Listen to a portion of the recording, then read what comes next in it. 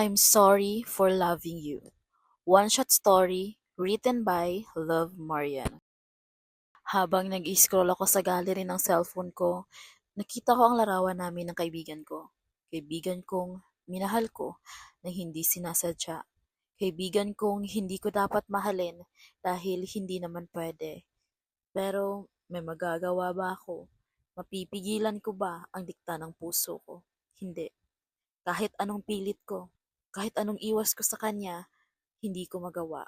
Kahit anong pigil ko sa nararamdaman ko para sa kanya, hindi ko magawa. Napakasimpleng isipin, ngunit napakahirap gawin. Hindi ko dapat siya mahalin dahil may mahal siyang iba at may nagmamahal sa kanya. Kahit pa sinabi niyang gusto niya ako, he may just attracted by me when he says those words. I don't know. Dahil hindi ko naman siya tinanong kung bakit, kung totoo o kung ano ba talaga. Pinagpipilitan ko kasing patatagin ang boundary na pinondar ko sa pagitan namin. Sinubukan ko ngang sabihin sa kanya na may nararamdaman ako sa kanya. He just laughed at me and said, "Ayos lang yan. Normal lang yan." Hindi ko alam kung seryoso ba siya ng mga sandaling iyon o naiintindihan ba niya ang sinasabi ko. Hindi pa rin kasi siya umiiwas. Kadalasan kasi sa mga nakikita at naririnig ko, once na sabihin ng kaibigan na nahuhulog na siya rito, ay iiwas ito. Pero hindi iyon nangyari. Mas lalo lang siyang dikit ng dikit sa akin. Laging nagchat-chat, laging nagpaparamdam. Pero kahit na ganun yun ay pinilit ko pa rin patayan ang damdamin ko hanggang sa sinabi ko na nga na ayos na ako at nakamove on na ako. Kahit ang totoo, hindi. At nasasaktan ako sa isiping iyon. Ang hirap naman kasing patayin ng damdaming ito, lalo pat lagi siyang nandyan para sa'yo. Yung patatawanin ka kapag malungkot ka, mag-a-advise sa'yo kapag may problema ka, tapos biglang liko sa kalokohan. Iyon naman talaga ang dahilan kung bakit ako nahulog sa kanya, dahil sa loko-loko siya.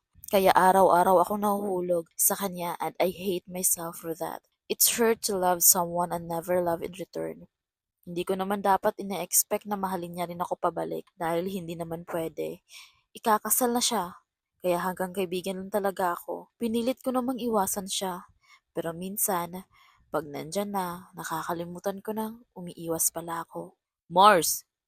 Tawag niya sa akin nang minsang magkita kami sa opisinang pinagtatrabahoan niya. Actually, magkatrabaho kami at dito sa pinapasukan naming kumpanya nabuo ang pagkakaibigan namin at dito rin nabuo ang pag-ibig ko sa kanya na hindi ko alam kung anong oras o petsa nagsimula.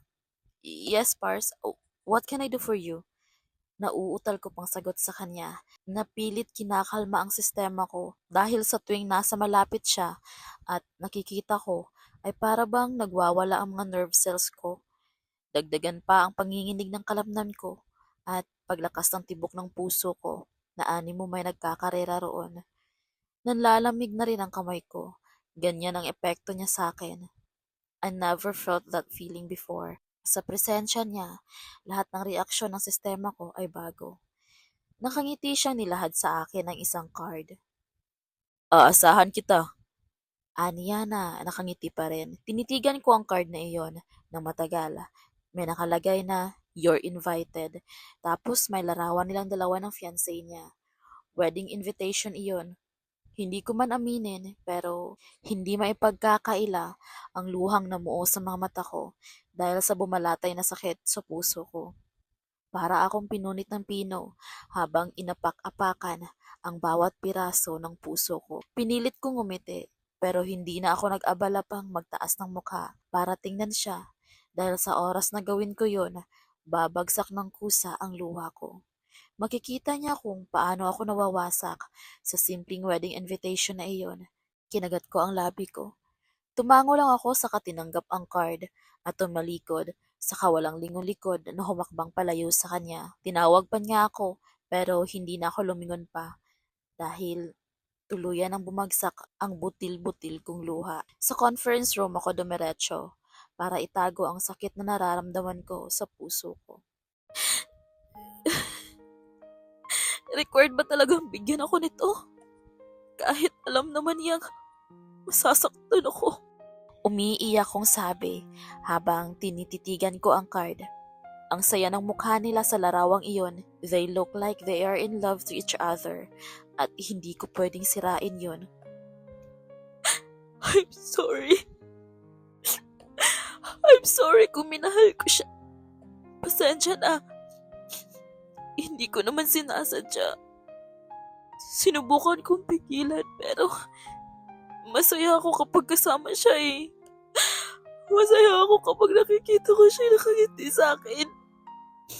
Masaya ako sa tuwing nag-uusap kami.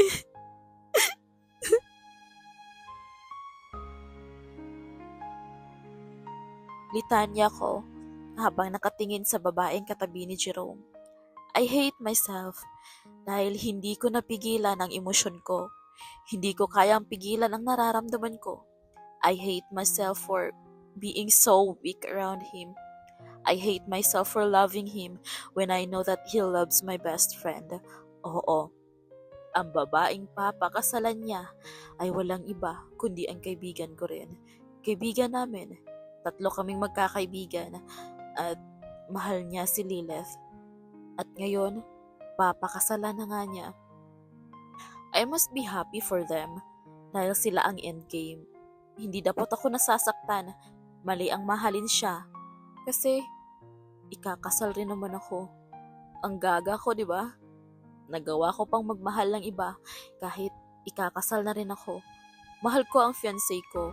Mahal ko rin ang kaibigan ko. Pero dapat ko nang itigil ang nararamdaman ko sa kanya. Dapat ko nang tapusin para sa fiancé ko na mahal ako, na handang ibigay lahat sa akin, na handa akong intindihin kahit marami akong pagkukulang dahil hindi niya deserve to. He is almost perfect. Hindi na nga ako deserving sa kanya eh. Pero hindi ko naman siya kayang iwan at para na rin palayain ang sarili ko sa kahibangang ito na ang dulot lang naman sa akin ay pighati at pagdurusa. Bakit pa ba ako nagtitiis kung ganitong ilang ulit na ako nasasaktan? Kasi nga nagmahal ako. Nag-overtime ako, tatapusin ko ang dapat tapusin. Gumawa na rin ako ng resignation letter. Kailangan ko munang lumayo ng saglit kahit nakakapanghina ang hindi siya makita. Pero this is better. Kailangan kong ibuhos ang atensyon ko sa fiancé ko. Kailangan kong ibalik sa kanya ang kalahati ng pag-ibig na nararamdaman ko sa ibang lalaki. Kailangan buo ang pagmamahal na iaalay ko sa mapapangasawa ko at walang kahati. Dahil in the first place, sa kanya lang naman dapat ang pag-ibig ko ng buo. Pagkatapos ng trabaho ko ay kumuha ako ng papel at sumulat doon. Ito lang ang tanging paraan na alam ko para sabihin sa kanya ang nasa puso ko. And this is the last. I will try my best na sa pagbabalik ko, hindi ko naiisipin kung ano mang damdamin ko sa kanya. Ayos lang na makita ko siya basta't hindi lang araw-araw.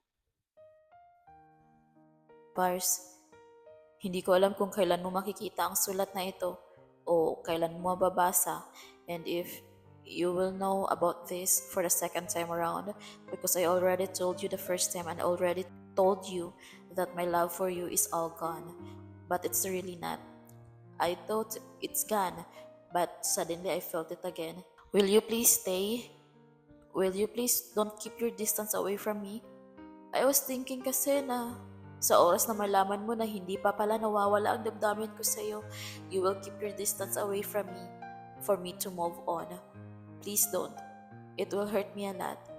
I'm sorry for that. I'm sorry for falling in love with you again. I can't help myself.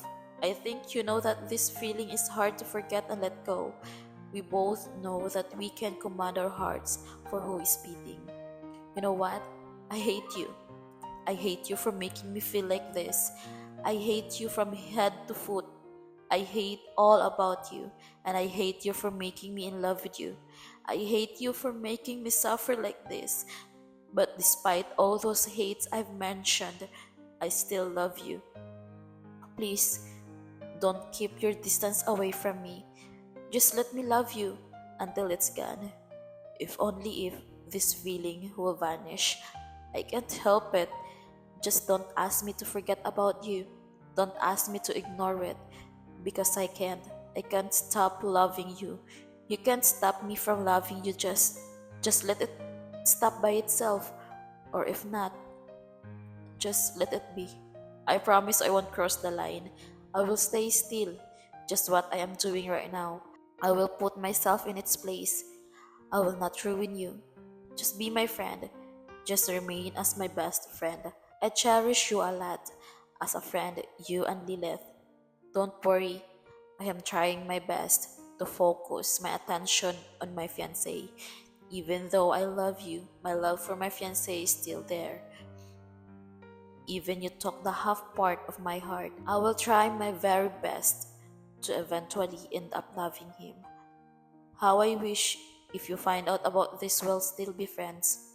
Best friend. I'm afraid of losing you, losing all the memories we've shared together. The laughter, the joy you brought, the sweet night, the clingy chats, all of those memories. I hope you will still treat me just how you treat me now. Kahit nakakainis ka dahil minsan ka na lang nagchat-chat. But it's okay, maybe it can help me. But I can't lie about missing you every minute because I'm used to it. Nasanay akong kausap ka araw-araw. Nakaka-chat ka. I know if you found this, you will laugh at me. Ganyan ka naman eh. I know this is so cringe, so corny. You might think I'm childish. I know you don't like stuff like this. If you find it funny, just laugh. Laugh at me all you want. I will be happy to make you smile. Basta, this is real. This is what I feel. Aalis na muna ako. Mag-iingat ka. At minsan na lang tayo magkikita. Best wishes. Ingatan mo si Lilith. And be happy. I'm not sure if I can make it to your wedding, but I'll try my best. Goodbye. Your Mars. Malia. Pagkatapos kong isulat iyon ay tinupi ko ang papel at agad akong dumako sa kanyang table at sinuksok sa nakalak niyang drawer ang papel. Nang maipasok ko iyon ay tumitig muna ako doon at saka nagpakawala ng buntong hininga.